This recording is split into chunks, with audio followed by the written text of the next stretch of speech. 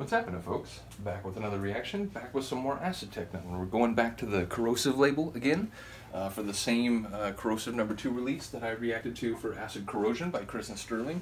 But I did think at the end of that one, you know, we really do have to come back to react to Tassid's Lethal Poison. I mentioned before, I think for a lot of people this is one of his best tunes. For me, I think it's on the same level as a number of other tunes he's done, but I would say I like Wake Up, which I think he did with Ben or Eski, as well as his Face Down.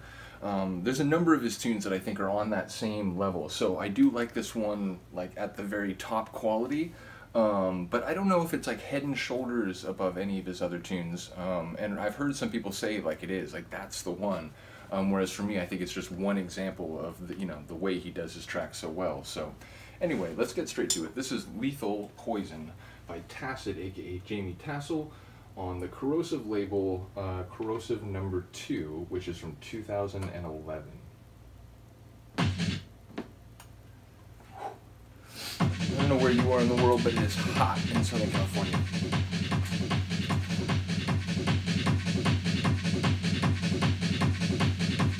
Number one, note the tempo.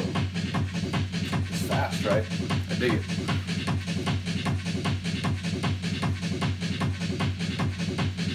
It's like 90s fast.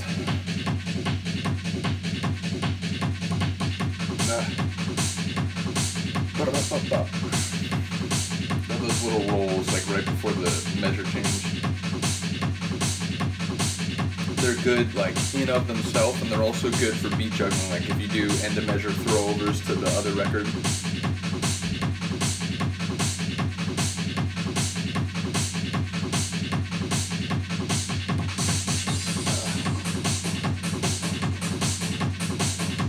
A little like rattling.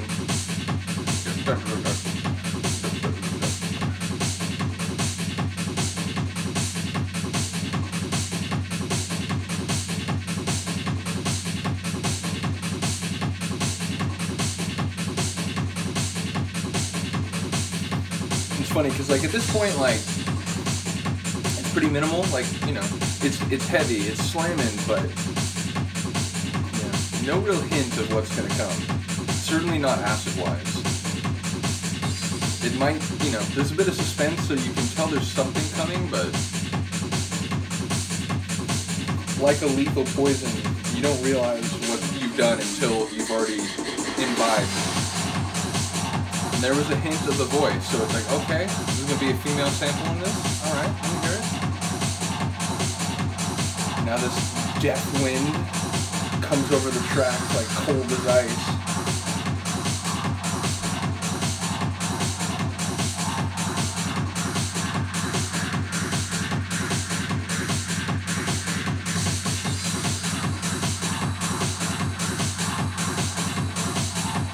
Cymbals coming in there was very nice.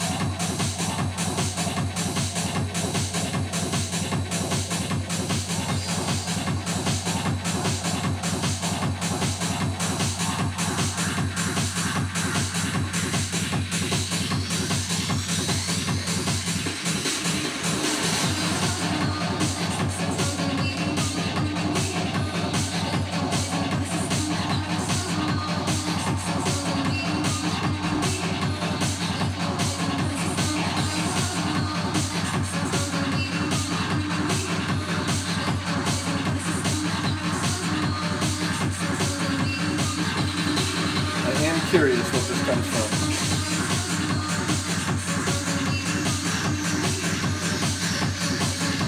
But the way he's using it is fantastic. It's just the right vocal loop, just the right little vocal touch. But here, up until now, it's just been like heavy, like percussive thundering, right? And then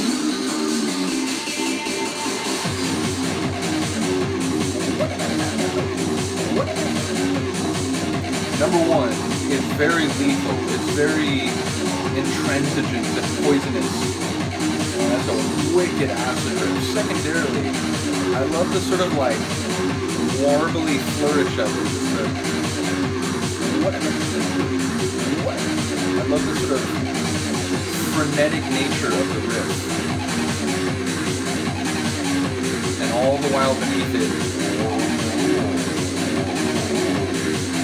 it's like a wavy low end.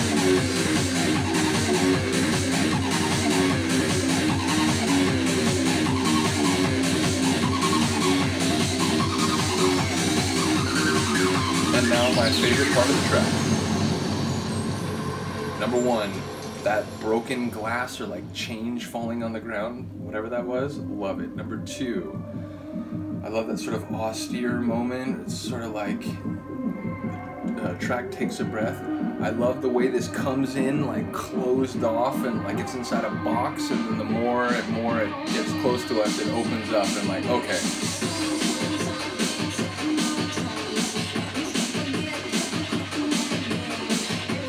Now he unspools more of the sample.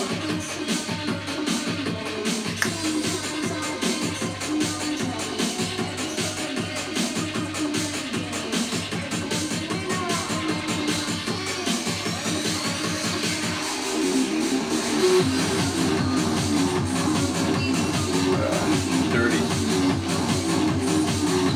It's like acid-techno filth, but with like sweet grace over the top. Which I mentioned it before, I didn't used to be huge on like vocals or vocal samples and techno, but in recent years I've come to enjoy it, and I think in part because of tunes like this.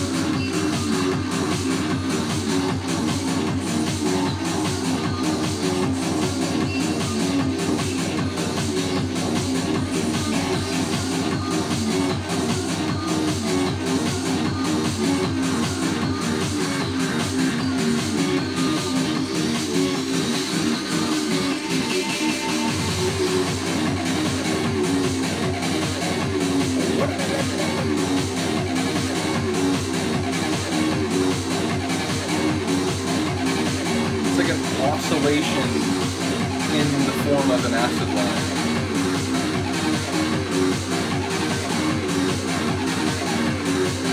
Incidentally, how do you titillate an ocelot? Oscillate its titillate. I'm sorry. But I always feel keen to pass that along because it's one of the funnier puns I've heard in my life.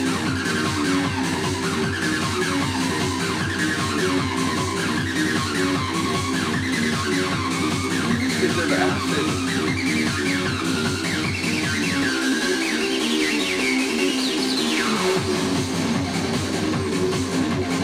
I do love those like percussive explosions followed by like trickling glass on the ground. It really is a cool effect.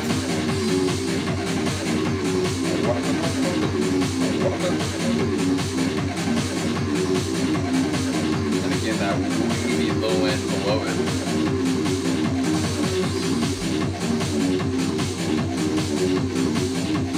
You know what, that wavy low end, like this part right here, you know what it reminds me of?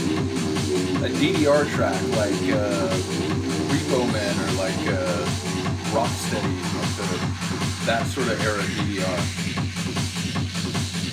Which now that I think about it, that would have been like 07 or something like that.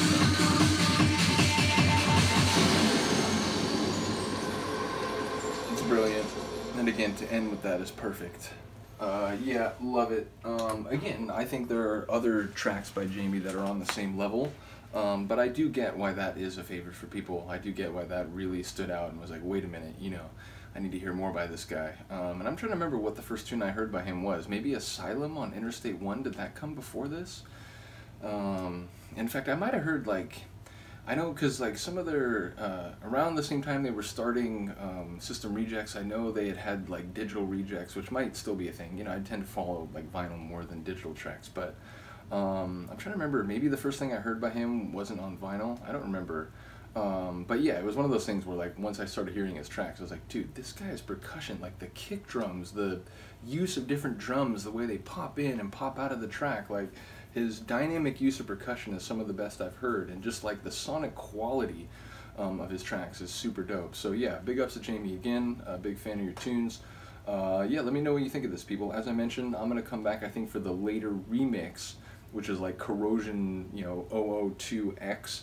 which included not only the original 3 tracks on the record, but also the remix of Acid Corrosion. I think I'll come back for that one now that I've reacted to the original, but let me know what you think of this one. I'm really curious to hear what people think. Other than that, thank you for listening and watching. I'll see you next time. I'll hear you next time? I don't think so. I will see you, though.